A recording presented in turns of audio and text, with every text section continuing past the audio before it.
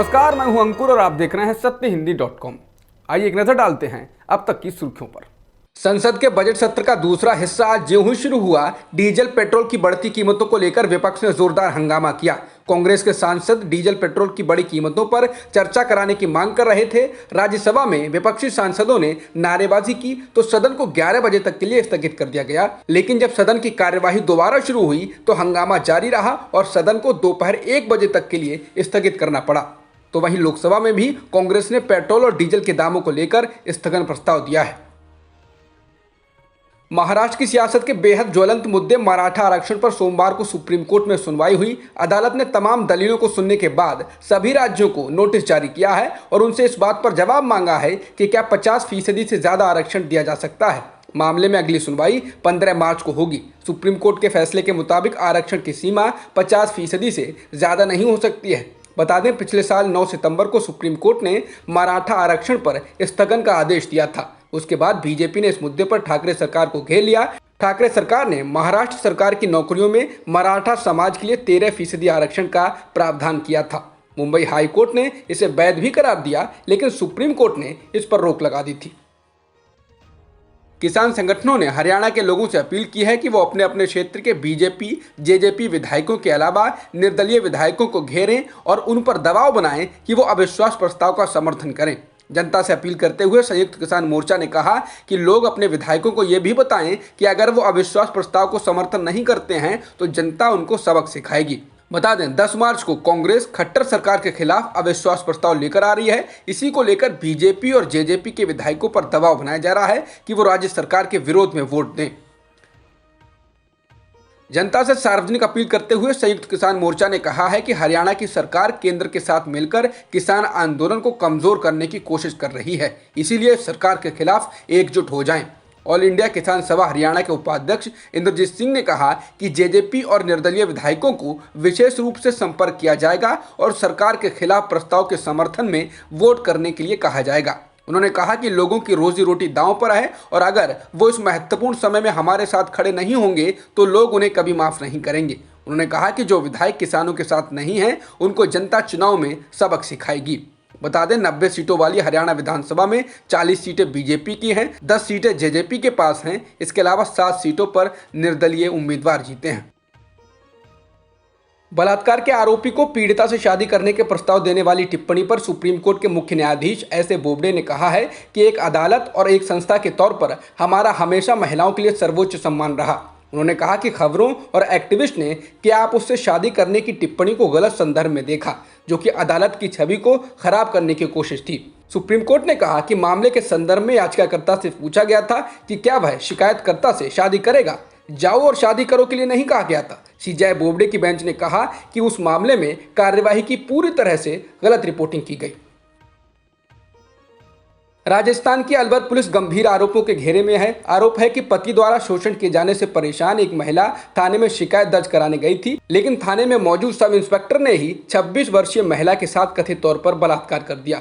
महिला के संगीन आरोपों के बाद इस एसआई के खिलाफ मामला दर्ज कर कार्रवाई शुरू कर दी गई। महिला का आरोप है कि उसका पति तलाक देना चाहता है और वो ऐसा नहीं करना चाहती। इसी शिकायत को लेकर वो थाने गई थी, लेकिन वहां सब इंस्पेक्टर ने उसका 3 दिन तक बलात्कार किया। अभिनेता मिथुन चक्रवर्ती ने बीजेपी में शामिल होने के बाद कहा कि उनको आप मतलबी कहें या कुछ और, लेकिन वो बिना किसी स्वार्थ के गरीबों की मदद करना चाहते हैं और अभी सिर्फ एक ही पार्टी गरीबों की मदद कर रही है। मिथुन ने कहा कि उनके जीवन का सपना रहा है कि गरीबों की सेवा करना। चक्रवर्ती ने कहा कि बीजेपी ने बंगाल में काफी कामयाबी पाई है और वो इस बार जीत दर्ज करेगी। बता दें, मिथुन इससे पहले वामपंथी विचारधारा के साथ जुड़े रहे, फिर टीएमसी से राज्यसभा सांसद भी बने और अब बीजेपी में शामिल हो गए हैं।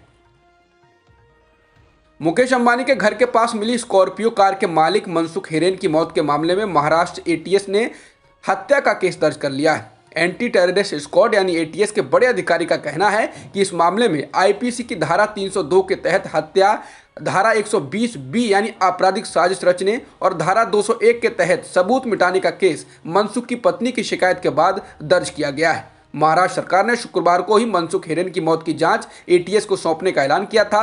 माना जाता है कि इस मामले को एटीएस को इसलिए जांच सौंपी गई है क्योंकि इस मामले के पीछे आतंकियों का हाथ होने की आशंका जताई गई है। तमिलनाडु में विधानसभा चुनाव से पहले डीएमके नेता एमके स्टालिन ने बड़ा ऐलान किया है। उन्होंने कहा कि उनकी सरकार आती है तो वो हर राशन कार्ड धारक गृहिणी को प्रति महीने 1000 रुपए देंगे। इसके साथ ही उन्होंने कहा कि वो राज्य की अर्थव्यवस्था को अगले 10 सालों में दोगुना करेंगे। उन्होंने 10 लाख नौकरियां देने का भी वादा किया है। भारत में कोरोना वायरस के मामलों में एक बार फिर तेजी देखने को मिल रही है। भारत में पिछले 24 घंटों में 18,599 नए मामले दर्ज किए गए हैं। इस दौरान 97 लोगों की मौत भी हुई है। बता दें, देश के अभी 6 राज्यों में कोरोना तेजी से फैल रहा है और ये राज्य ही कल आए मामलों में 84% मामलों के लिए जिम्मेदार हैं। ये राज्य हैं महाराष्ट्र, केरल, पंजाब, कर्नाटक, गुजरात और तमिलनाडु। वहीं देश में संक्रमण के कुल मामले बढ़कर 1,12,29,000 से अधिक हो गए हैं, जबकि अब तक कुल 1,57,000 से अधिक लोगों की जान भी जा चुकी है। नेपाल के सुप्रीम कोर्ट ने पीएम केपी शर्मा ओली की पार्टी कम्युनिस्ट पार्टी, एकजुट मार्क्सवादी लेनिनवादी और पुष्प कमल दहल प्रचंड के नेतृत्व वाली नेपाली कम्युनिस्ट पार्टी माओवादी के विलय को खारिज कर दिया है। कोर्ट ने दोनों पार्टियों से विलय से पहले स्थिति अपनाने को कहा है। बता दें, साल 2017 के आम चुनाव में गठबंधन की जीत के बाद 2018 में दोनों पार्टियों ने विलय कर लिया था और पार्टी का नया नाम नेपाल कम्युनिस्ट पार्टी रखा था। इसी नाम को लेकर ऋषि राम कात्याल ने एक याचिका दायर की थी और कहा था कि इस नाम से उन्होंने अपनी पार्टी पहले ही रजिस्टर करा रखी है, उनके नाम की नकल की गई है, जिसके बाद कोर्ट ने यह फैसला सुनाया है। हालांकि इस फैसले का केपी शर्मा ओली की पार्टी ने स्वागत किया है। इस वक्त ओली की पार्टी के पास अब 121 सांसद हैं और प्रचंड के नेतृत्व वाली पार्टी के पास 53। तो अभी ओली की पार्टी सबसे बड़ा दल है। ब्रिटेन की महारानी एलिजाबेथ के पोते प्रिंस हैरी और उनकी पत्नी मेगन मार्कल ने एक इंटरव्यू में शाही परिवार के बारे में कई अहम बातें बताई हैं। अमेरिकी न्यूज़ चैनल को दिए इंटरव्यू में मेगन ने कहा कि जब वो गर्भवती थीं तो उनके होने वाले बच्चे के रंग को लेकर भी कई सवाल उठाए गए। सबको चिंता थी जब वो पैदा होगा तो उसकी त्वचा का रंग कितना काला होगा। हालांकि उन्होंने ये नहीं बताया कि आखिर ये चिंता किसने जाहिर की थी। उन्होंने कहा, नाम बताना काफ़ी नुकसानदेह होगा। प्रिंस हैरी की पत्नी मेगन ने यह भी कहा कि वो शाही परिवार में बहुत अकेला महसूस करती थी, जिसके बाद आत्महत्या जैसे ख्याल आने लगे। उन्होंने कहा कि वो ये बात हैरी को बताने में शर्मिंदगी महसूस कर रही थी कि वो अब जिंदा नहीं रहना चाहती हैं, क्योंकि उसने जिंदगी में बहुत कुछ खोया है। उन्होंने कहा कि ये ख्याल मेरे दिमाग में चलता रहता था। मेगन ने कहा कि और जब उन्होंने आत्महत्या जैसे ख्यालों को रोकने के लिए किसी संस्था की मदद लेने की मंजूरी मांगी तो मना कर दिया गया और बताया गया ये परिवार की प्रतिष्ठा के लिए अच्छा नहीं है। अब तक की खबरों में इतना ही। बाकी खबरों के लिए बने रहिए सत्यहिंदी.com के साथ। सत्य हिंदी का ऐप डाउनलोड करें गूगल प्ले स्टोर पर।